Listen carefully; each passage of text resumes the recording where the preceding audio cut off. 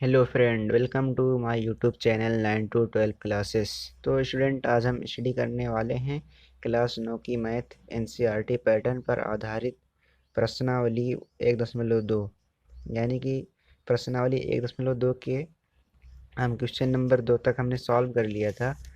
अब इस वीडियो में हम क्वेश्चन नंबर 3 के क्वेश्चनों को देखेंगे। और अभी तक आपने हमारे चैनल 9 टू 12 क्लासेस को सब्सक्राइब नहीं किया है तो सब्सक्राइब कर लीजिए और बेल आइकन को दबा दीजिए ताकि हमारी वीडियो सबसे पहले आप तक पहुंचे। तो स्टूडेंट, अब हम क्वेश्चन नंबर 3 देखने वाले हैं। क्वेश्चन नंबर 3 हमारा है क्या? इसमें कह रहा है कि दिखाइए कि संख्या रेखा पर √5 को किस प्रकार निरूपित किया जा सकता है।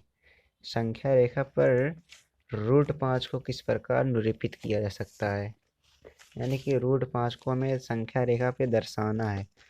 अब हम देखते हैं कैसे इसको हम हल करने वाले हैं। इस क्वेश्चन को 1.2 प्रश्नावली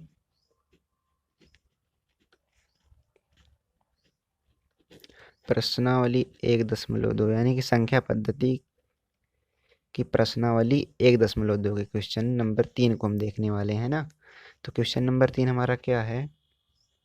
क्वेश्चन नंबर 3 कह रहा है ना कि √5 को संख्या रेखा पर हमें दर्शाना है। तो पहले हम देखते हैं कि संख्या रेखा क्या होती है ना। तो संख्या रेखा होती क्या है, देख लो। यहाँ पे समझा दे रहे हैं साइड में। ऐसे मतलब एक लाइन खींचते हैं, है ना। और यहाँ पे एक जीरो बिंदु होता है। जीरो के इधर दाहिनी हाथ की तरफ, ये हमारा दायां हाथ है, जीरो के दाहिनी हाथ की तरफ संख्याएं धनात्मक होती हैं, धन वाली संख्याएं, धन पूर्णांक वाली 1 2 3 4 डॉट डॉट ऐसे ही। और जीरो के बाईं तरफ यानी कि इधर ऋण वाली संख्याएं होती हैं, ऋण 2 ऋण 3 ऋण 4 डॉट डॉट ऐसे चलती रहती है। तो यानी यहाँ पे जीरो होता है, जीरो के दाहिनी तरफ धनात्मक संख्याएं और बाईं तरफ ऋणात्मक संख्याएं से निर्मित जो हमारी इस प्रकार की एक जो रेखा होती है उसे हम संख्या रेखा कहते हैं ना। तो ये संख्या रेखा के बारे में हमने जान लिया। अगर हम आपसे ये कहें कि आप 5 को किसको 5 को संख्या रेखा पर दर्शाइए या फिर -5 को संख्या रेखा पर दर्शाइए, तो आप कैसे दर्शाओगे? देखो यहाँ पे हमने कहा कि जीरो की इधर माइनस वाली और जीरो के उधर प्लस वाली। इसमें रूट रूट की तो बात हमने की नहीं, है ना। तो यानी कि अगर 5 को दर्शाना है तो आप इधर जीरो के इधर दर्शाओगे, दाहिनी तरफ जाओगे। अगर -5 को दर्शाना है तो इधर जाओगे। और अगर हम कहें कि √5 को दर्शाओ या फिर √3 को, तब कैसे क्या करोगे? रूट मतलब वर्गमूल, वर्गमूल 5। और 5 का वर्गमूल क्या होता है पता है? 5 का वर्गमूल नहीं निकल सकता है, ये भी जानते हो। क्यों नहीं निकल सकता? क्योंकि 5 का जोड़ा बनने वाला है नहीं। इसका अगर हम गुणनखंड करते हैं 5 का, देखो 5 एकम 5, 1 एकम 1, तो 5 का जोड़ा बना, नहीं बनाना। तो यानी 5 का वर्गमूल निकलने वाला नहीं है। तो अगर 5 का वर्गमूल अभी निकल जाता, मान लो कुछ भी आ जाता, मान लो 5 आ जाता, मान लो हम कह रहे हैं वैसे, तो ऐसे कोई संख्या अगर आ जाती तो ऐसे दर्शा देते। जैसे मान लो हम कहें कि 9, √9 को संख्या रेखा पर दर्शाइए, तो √9 को यानी वर्गमूल, √9 मतलब वर्गमूल 9। तो 9 को पहले ऐसे गुणनखंड करते, 3 त्रिका 9, 3 एकम 3। तो यहाँ पे देखो जोड़ा बन गया ना, 3 का जोड़ा बना। जोड़ा मतलब दो लोग मिलके एक जोड़ा बनता है, जब दो लोग मिलते हैं तब एक जोड़ा बनता है। तो यहाँ पे देखो यानी कि 3, √9 यानी वर्गमूल 9 का मान कितना आया? 3 आया। अब 3 देखो यहाँ पे है तो ऐसे दर्शा देते अभी।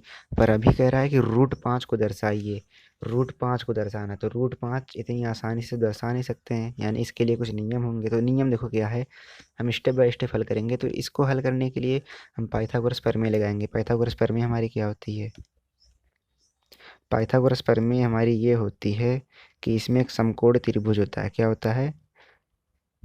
समकोण त्रिभुज होता है। पाइथागोरस प्रमेय समकोण त्रिभुजों पर लागू होती है। पाइथागोरस प्रमेय कहती क्या है? पाइथागोरस प्रमेय कहती हमारी ये है कि कर्ण का वर्ग बराबर लंब का वर्ग धन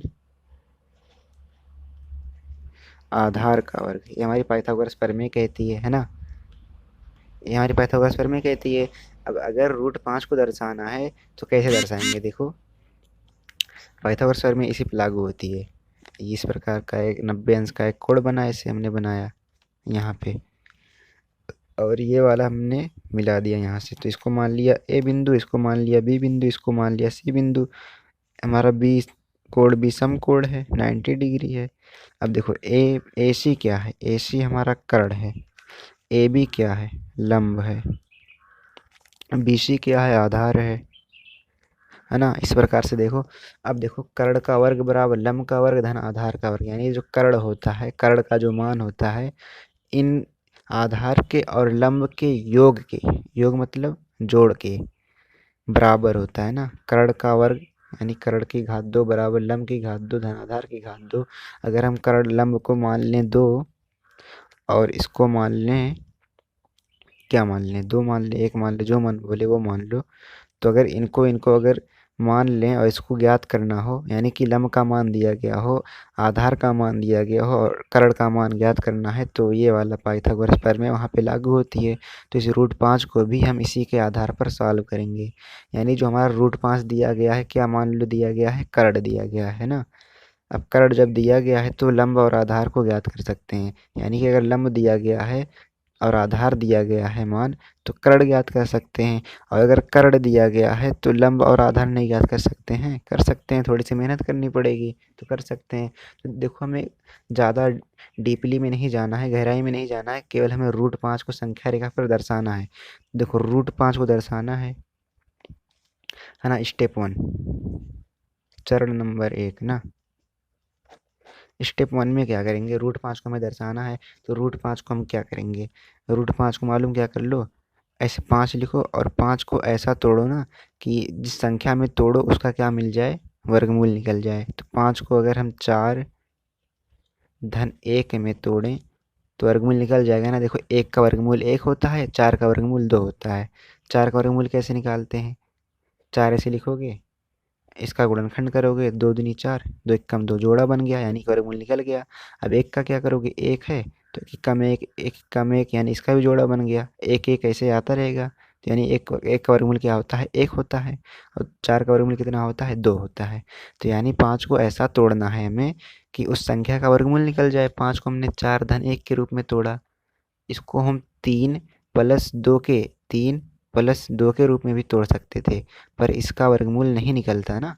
3 प्लस 2 का वर्गमूल नहीं निकलता, इसीलिए हमने इसको 4 धन 1 के रूप में तोड़ना। पहले हमें क्या करना है, जिस संख्या को हमें दर्शाना होगा उस संख्या को हमें इस रूप में तोड़ना होगा कि उस संख्या का हमें वर्गमूल निकल जाए ना। जैसे देखो 5 है तो 5 को हम इस रूप में तोड़े कि 4 धन 1, इन दोनों का वर्गमूल निकल गया। अब मान लो वर्गमूल कितना आया, 2 आया, 4 का 1 का 1 आया। अब क्या करना है, मान लो 5 का वर्गमूल क्या आ गया, 5 को तोड़े 4 धन 1 के रूप में। अब देखो क्या करना है, अब देखो स्टेप 2 में ये करना है। अब देखो इस 4 को क्या कर लो, 4 का वर्गमूल क्या निकाले, 2 निकाले, 1 का क्या निकाले, 1 निकाले। अब ये जो 2 आया है 1 आया है, या तो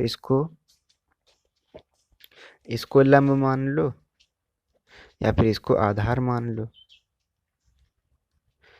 कहने का मतलब है या तो 1 को जो है लंब मान लो या आधार मान लो, या फिर 2 को लंब मान लो आधार मान लो, है ना। इसी इसी पर तो दर्शाना है। इसी पे हमने बोला कि अगर ये हमें √5 दिया गया हो इतनी दूरी और आधार और लंब ज्ञात करना है तो हम ज्ञात कर सकते हैं। हमने कहा हाँ ज्ञात कर सकते हैं, थोड़ी सी मेहनत करनी पड़ेगी। तो देखो मेहनत हमने की ना।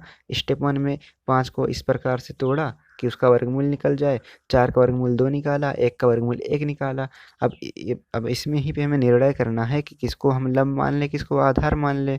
तो जो हमारा कम होगा, जैसे मान लो 1 है तो 1 को आधार मान लो, आसानी से तब हल हो जाएगा। क्योंकि देखो संख्या रेखा पर यही तो है, संख्या रेखा पर 0 से 1, 0 से 1 फिर 1 से 2 ऐसे तो चलते हैं, 0 से 1 चलेंगे फिर 1 से 2 चलेंगे।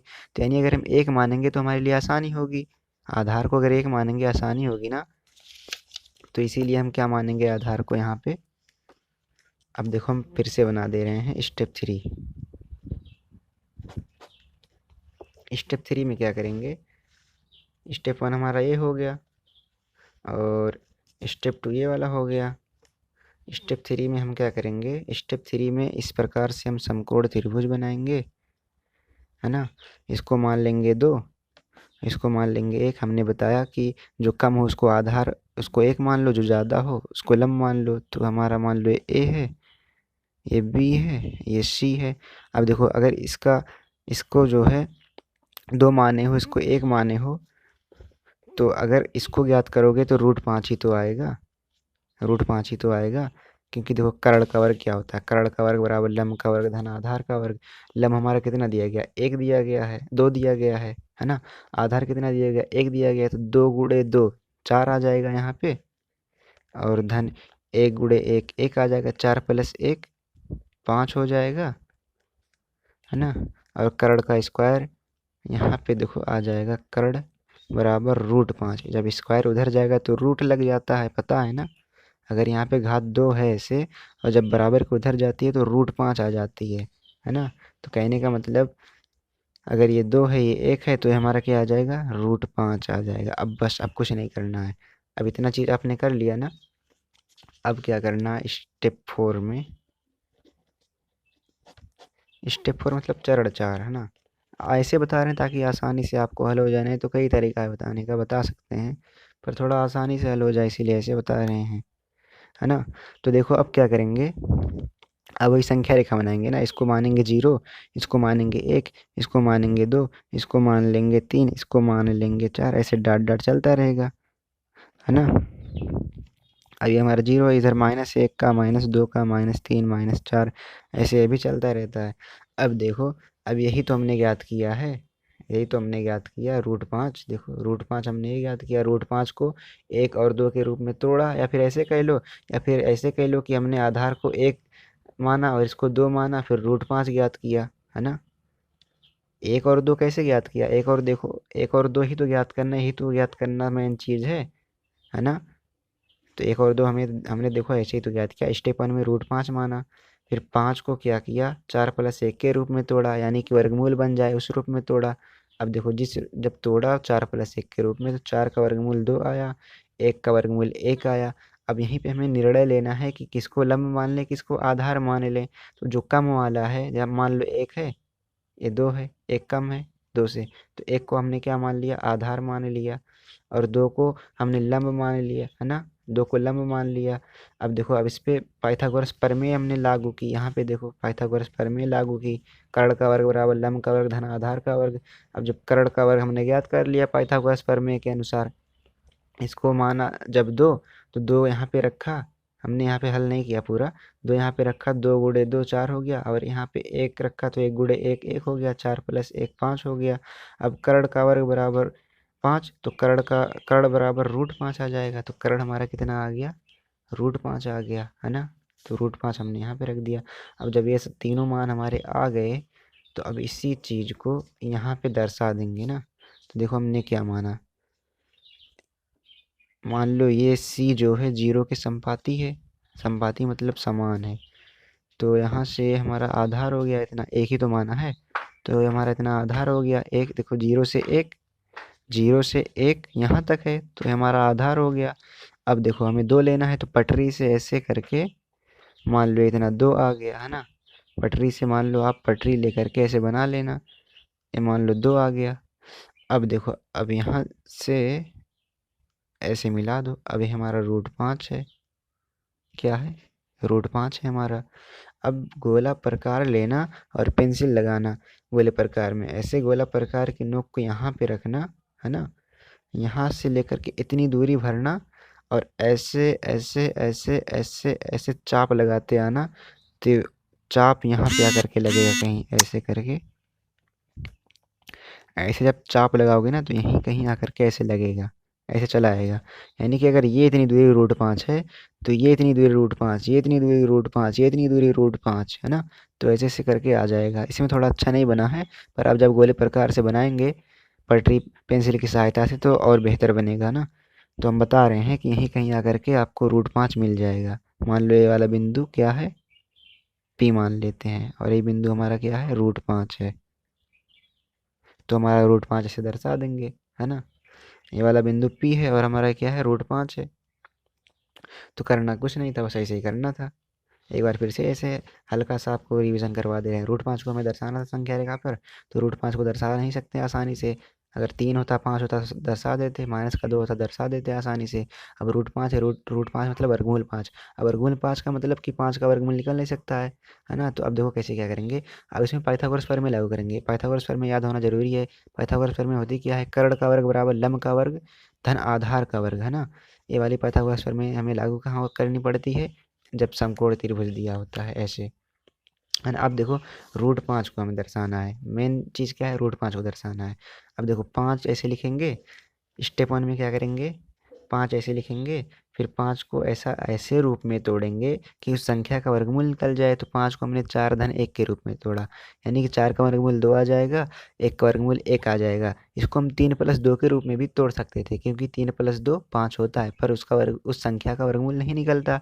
हमें तोड़ना इस रूप में है, संख्या को कोई भी संख्या दे दी गई हो, मान लो रूट 2 दर्शाना है, मान लो रूट 2 दर्शाना है, तो रूट 2 को ऐसे रूप में तोड़ो कि संख्या का वर्गमूल निकल जाए। तो 1 प्लस 1, 1 का वर्गमूल 1, 1 का वर्गमूल 1, तो यानी रूट 2 को 1 प्लस 1 के रूप में तोड़ेंगे। तो यानी जो संख्या हमारी दी गई हो ना, उसको ऐसे रूप में तोड़ो कि उसका वर्गमूल निकल जाए। तो जैसे 4 प्लस 1 के रूप में 5 को तोड़ा। अब देखो 4 का वर्गमूल 2, 1 का वर्गमूल 1। अब क्या करेंगे, अब इसमें देखो जो कम होगा उसको आधार मान लेंगे, और जो ज़्यादा होगा उसको लंब मान लेंगे। यहाँ पे देखो 2 ज़्यादा था, इसको लंब मान लिए, 1 कम था, आधार मान लिए। अब देखो अब क्या होगा, अब यहाँ पे देखो ऐसे समकोण त्रिभुज बनाया।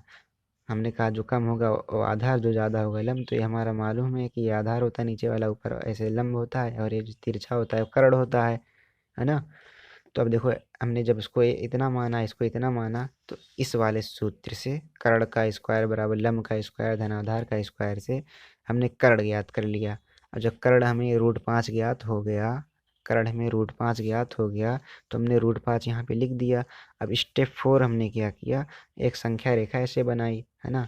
संख्या रेखा में हमने क्या किया, 0 से 1 लिया, 2 लिया, 3 लिया, 4 लिया, डा ऐसे लिया। अब देखो सी मान लो हमारा 0 के समान है, सी क्या है, 0 के समान है, यानी कहने का मतलब इसी चित्र को यहाँ पे ऐसे दर्शा दूँ ना, पटरी पटरी से संख्या रेखा को बनाना। मान लो यहाँ से 1 सेंटीमीटर, 2 सेंटीमीटर, 3 सेंटीमीटर, 4 सेंटीमीटर, और इतनी 2 सेंटीमीटर, है ना। ऐसे करना। अब यहाँ से गोला प्रकार की नोक को यहाँ पे रखना, ऐसे ऐसे चाप लगाना, तो यहीं कहीं चाप लगेगा। तो अगर ये दूरी इतनी रूट 5 है, तो ये दूरी भी हमारी रूट 5 होगी, है ना। जब आप गोला प्रकार से करोगे तो अच्छे से बनेगा। यहाँ पे देखो ये वाला थोड़ा सा कम हो गया, ये वाला ज़्यादा हो गया, इसीलिए आपको थोड़ा अटपट सा लग रहा होगा, पर जब आप गोला प्रकार से करोगे तो ज़्यादा बेहतर बनेगा ना। तो इस प्रकार से हम रूट 5 को दर्शा देंगे। कोई भी संख्या होगी इसी स्टेप से हम दर्शाएंगे ना। तो स्टूडेंट, जो भी उदाहरण दिए गए होंगे इस प्रश्नावली में, मान लो रूट 3 दिया होगा, शायद रूट 2 दिया होगा, तो इसी प्रकार से लगाना। और कोई भी चीज़ इस वीडियो में समझ में ना आई हो तो आप हमें कमेंट बॉक्स में कमेंट कीजिए और बताइए कि ये चीज़ नहीं समझ में आई है, हम उसका उत्तर ज़रूर देंगे। तो स्टूडेंट, अगर वीडियो अच्छी लगी हो तो लाइक कीजिए, चैनल को सब्सक्राइब कीजिए, और हमारे साथ बने रहिए। तो मिलते हैं आपसे अगली वीडियो में। Bye bye, take care.